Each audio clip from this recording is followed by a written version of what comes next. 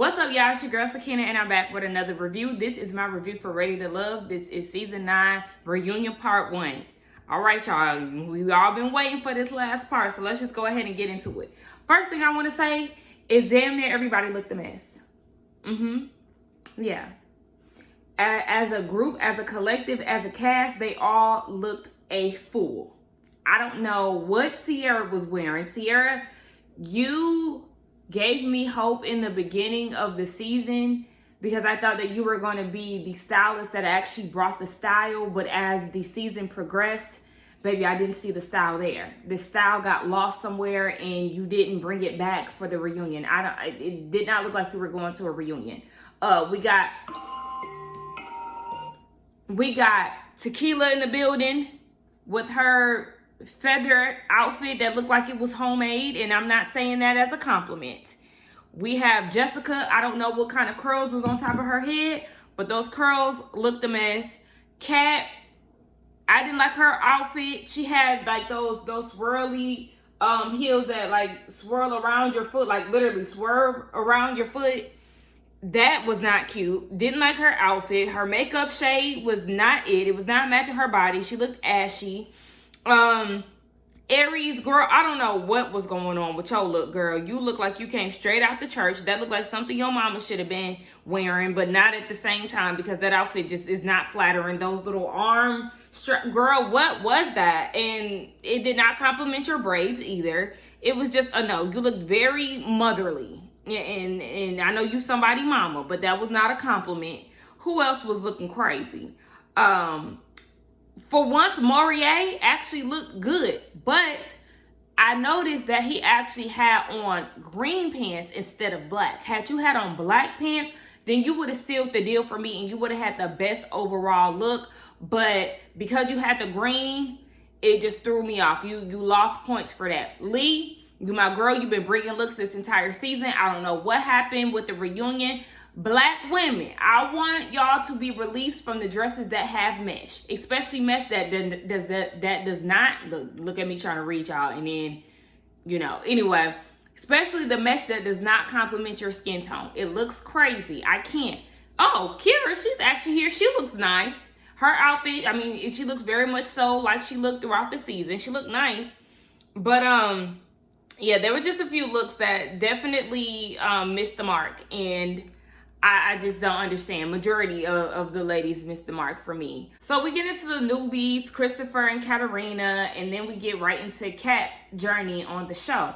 Did y'all notice while they were showing, her journey, you seen Janelle on the couch making hella facial expressions, even Jessica. It was just too much. But I'm not going to put too much on them because it did seem like editing was a part of this. Because one minute it looked like Janelle was on the couch, then the next minute it looked like she was backstage. And I noticed that for a few people in that one segment. So I can't say that all of her looks were, geared towards Kat, but I definitely know that some of them were. But, whatever. So they get into, her connections. Yes, we know she liked Phil and she liked Herbert, but according to her, they were just a little too relaxed. She's used to men actually chasing after her, and she really wasn't here for them trying to, be chill on it, especially because this is a dating show. You don't get to relax. You actively have to pursue these women. Otherwise, why are you here? But anyway, her and Morier, that was a last minute connection, but, they obviously connected because we got some never before seen footage of Morier basically telling her at the finale that he's not choosing her. He's going to go with Jessica. And she was crying. She was crying a lot to where they had to get her tissue.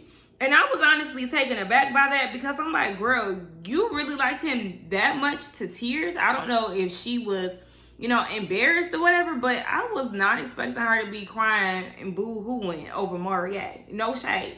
But, I mean, let's be for real. It definitely seemed like Kat was scrambling at the end just to say that she had a connection, just to be at the end with somebody. But, okay, I mean, I know we don't really get to see too much on this show. Maybe I did a lot of connecting in the background, but, girl, I was taken aback. So, Tommy was like, Q, I definitely seen it for the two of y'all. And she was like, yeah, she definitely had her eye on quitting in the beginning, but because of his connection with Janelle, she said other connections, but his connection with Janelle, he wasn't allowed to get to know other women.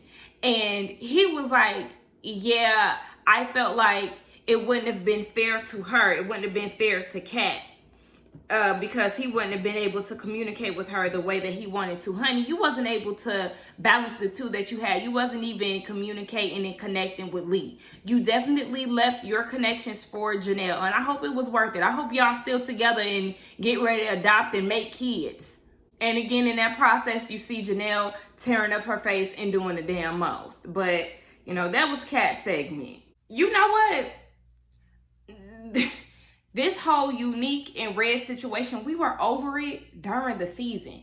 And we're just completely fuckless now at the reunion. To even still be talking about this Unique, what the fuck are you even talking about? She keeps talking about, oh yeah, you know, I heard some things that involve people that aren't in this process. You know, they told me some things, and he asked me if I wanted to talk on the side. And, you know, Red is like, yeah, I reached out to you one time. You didn't respond. She was like, okay, and you DM me too. So can I not count? You DM me. So is it once or twice? Which one is it? Okay, he DM'd you the same thing. So he texted you and he DM'd you. Are you ready to talk about what you said that you heard about me? And she talked about, I don't want to talk about it. So why are we bringing it up? Why are we bringing it up? This should be a non-fucking factor if you're not going to talk about it. And then she gives us the subject, and it's about him and his kids. Okay. If you heard some stuff about how he handles his kids, or if he's not taking care of his kids or whatever, keep it moving, honey. But we really don't care. I don't care. I'll tell y'all that right now. I was actually with Janelle. Baby, if you're not going to talk about it, don't bring them up. Okay? Don't bring his kids into this. Nobody cares, Unique. You did all of that and nobody cares. Red, you're extra, and you tried to sit there and lie and say that you wasn't bothered by what Unique said. You were bothered that she said that you had a thought job because you kept bringing it up. Both of y'all were crying about it. I'm sick of both of y'all. And Red did give us some insight on his dating life. He said he's dating just because he got eliminated. That don't mean he's not interacting with the women. He's still in communication with Janelle. So we already know how her and quitting is looking right about now. It's not looking too secure. And then he said that he's going on dates with Kira. So, yeah. I said, damn, he must not care about Unique because he didn't ask nothing about her dating life. I said, all right, Tommy, why you ain't ask her? I know she annoying, but they both annoying. So if you was going to ask him about his dating life, ask her too. But maybe he's going to keep that under wraps until, you know, Mr. Zane, okay, comes out to the stage. Maury and Jessica, y'all wasting time.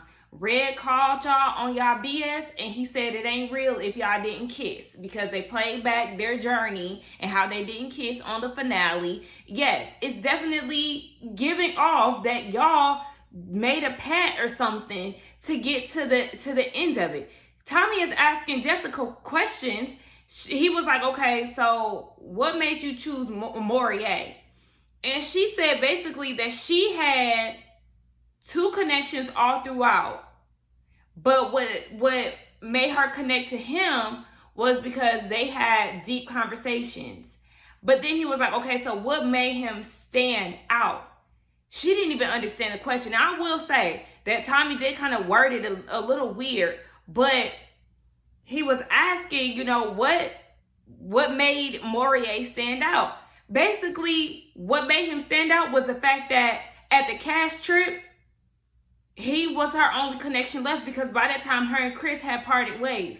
So because Maury was there, she just went with him because he was there. There was nothing that really made her be like, oh my gosh, I like him because he does this, and that for me, because he makes me feel like this, and that. There was no detail, which is very much so general surface BS.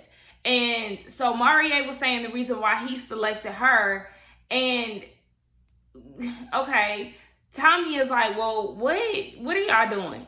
They're still getting to know each other. Y'all's body language is saying it all. This whole we want the marriage, the children, the picket fence. Maurice, shut the hell up. You was Team Cat with not having any more kids. And when you're with Jessica, then you want the marriage, the baby carriage, and all of that. Please, you're faking, you're phony, both of y'all. And we all call it out. Y'all castmates is calling it out, and so is the audience. Just be real. Travis the imposter, aka Habibi, he's on stage with Janelle, Sierra, and Kira. I was very surprised Tequila wasn't on stage because that was his Bonnie, the Bonnie to his Clyde. But yeah, they're all on stage and they do a recap of the foolishness. We know that he offended Janelle about commenting on her breast. He offended Sierra by saying her mama ain't ish because, you know, her number of crawfish cracking ain't up to his. And Tommy is like, you know, you are out of line. What's going on with that? He apologizes if he offended them because he's a jokester. And Sierra is like, well, you know, the jokester part I get because, you know, she's a jokester herself. But when it comes down to her parents, that's not okay. So then he goes and says that parents often put themselves or their endeavors upon their children. And Sierra's like, what? Honey, we're talking about crawfish. Yeah, because what are we talking about? And then he goes and says, my first word was crawfish. You're not going to play in my face. Because that's exactly what he was doing with these women. Like, what are you talking about? Your first word was crawfish and you think that this is a joke and it wasn't that deep because Tommy is trying to tell him, you know, be mindful next time. Being disrespectful, that's not okay. You know, you don't make these type of comments to women. And he was talking about it wasn't that deep. And Janelle started to hold his feet to the fire. You're apologizing for what? You're sorry for what? What is it? He talking about he don't know. Now, he did give a half-ass apology, but you say that you understand why they feel that way. And then when Janelle tries to get you to really understand or to see if you really understand, you don't. So at that point, Tommy wants him to apologize again. And Janelle just got up and was like, yeah, no. Because her whole thing is, why are we coaching an adult on how to apologize and take accountability? Like, what are we doing here? So she got up, and I was actually on her side with this entire thing. So she gets up. He wants to follow her out. Didn't even notice that he had his saxophone on the table. But he grabs his saxophone and he goes and follows Janelle. And Janelle is telling production, get him. Get him away from me. She was pissed. So I guess he goes back to the stage. And it was just a whole bunch of foolishness. I just don't understand. Everybody backstage thinks he's a joke. Red is getting upset. It's too much. It's too much. And he's sitting there playing his saxophone and stuff. Honestly, I felt like, Tommy, you should have said something right then and there because he wanted a moment. It was absolutely too much. And he's disrespectful and he's the ultimate clown. Marvin, aka Mr. Zane, he makes his way to the stage and they're asking, you know, why was he so outwardly open about his career? And it made total sense. He said because he wants people to know who he is right away and they can make the choice whether or not they want to deal with that. He rather them know earlier on in the process rather than, 6 months down the line, he puts it out there and it's something that they're totally against. And I understand that. I always appreciated that about Marvin because I feel like his job is very unique. No pun intended, but it is. And, some people can handle it, some can't. So, take it or leave it. And a lot of the women were definitely judgmental about that, but intrigued at the same time. And we already know that he did have a connection with Unique. And baby, she said she was having regular sex. So hearing him talk about, what he can do, she was very much so interested in that. And Marvin has a girlfriend at this time. So him and Unique, they did talk after the cameras went down. But pretty much there isn't anything there because he found somebody that more so aligned with what he wants. And I don't blame him because she didn't want kids. She didn't want additional kids. He wanted kids. He's also, this sexual being. And maybe the person that he decided to be with is really on his level. But she said that she attended one of his shows. She loved the wax therapy part. That was her favorite piece.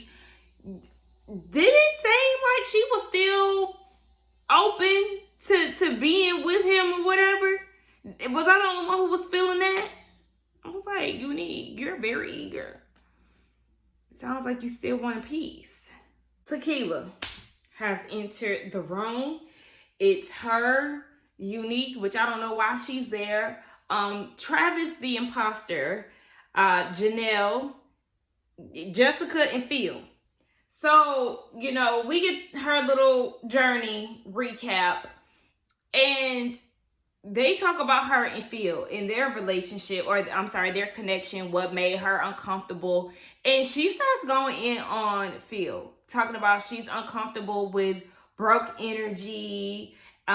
He's filed for bankruptcy, and he talking about he want to be the head of household, but just backstage he said that he eat booty or whatever. And it was just kind of like, okay. And even Phil was like, okay, yeah, I did say that. And that ain't got nothing to do with what's being said up here. Exactly, because what are you talking about? Even everybody backstage is like, girl, what? What's happening? Yeah, because he didn't disrespect you. He didn't give you that energy. So it just seems like you're on 10 and it doesn't make sense. The connection with her and Habibi, it doesn't make sense either. He's talking about she's a yin to my yang. Y'all balance each other out. No, y'all are equally ridiculous. Okay? I don't even like this word because it's trendy as hell. But y'all both are literally unhinged. I hate that word so much because it's literally a trendy word. But it's just like, what is wrong with the both of y'all? And Tommy is like, okay, well, let's talk about this conversation between you, or the time where her and Janelle almost came to blows. And Tequila is like, well, my issue with Janelle is we had a conversation off camera where she was saying that she doesn't want to tear down black men on TV. And she didn't go against that. Janelle didn't go against that. And I honestly think that that's very rich for Janelle to say that and try to protect the black man on TV, but it's okay for you to disrespect black women on TV. Calling them ugly, and she has to, be with a man to get her bills taken care of, X, Y, and Z.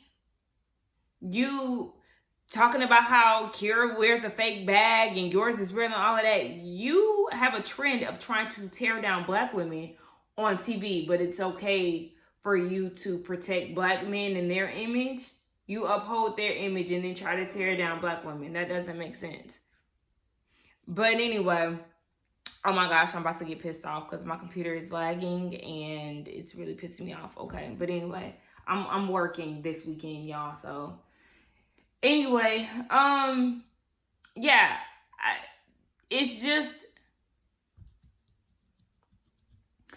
strange to me how Tequila sits there and says that she can't do catty women, and she's talking about Janelle and Jessica. She can't do that. They're immature. But yet, look at how you're behaving. You literally tried to fight Janelle. And you're going to do it again at some point. I just haven't gotten there yet. And the way that you handled Phil, you're very, very much so petty and immature. So I think it's just very rich for you and your dress to sit there and make these comments. So Janelle is puzzled because she doesn't understand where the issue being directed towards her is coming from, because Tequila basically had this demeanor of having an issue with everybody. So she didn't understand why she was the target. girl, I mean, two confrontational spirits, I guess they just connect. But yeah, Janelle said she really didn't understand it. And Tommy is like, okay, so are y'all good? And Tequila is like, yeah, we good. And it kind of threw everybody for a loop because they're like, girl, what? You just had all this energy and now y'all good. What's going on? So Jessica's mumbling, yeah, I bet she good when she clearly tried to fight us. So they're wrapping up and everybody goes backstage, Tequila doing all of this, acting like she all good and stuff. The whole time she's bothered. Somebody mentioned a feather. Clearly she's the only one wearing a feathered dress and that activated her. So she's like, yeah, I got feathers on my dress and basically saying that they can get it. So then Janelle punches the table and was like, Tequila, do you want to fight? And then she gets up and both of them up at this point. Janelle was like, did you bring what you said I can get? Y'all are crazy. Just know, Janelle, this time you initiated the fight. She initiated the first one. You came for the second one. Y'all are just messy as hell. Tequila over there tossing drinks, throwing table, not tossing drinks literally, but she, shook the table. Oh, she's shaking the table and drinks is falling and all of that. Y'all too old. Y'all too old. This is embarrassing. What are y'all actually fighting over? What are y'all arguing about? This is stupid. So, yeah, that was part one. Stick around for part 2 next week. Don't forget to like, comment, and subscribe to my channel. This reunion, it was all right. It was all right.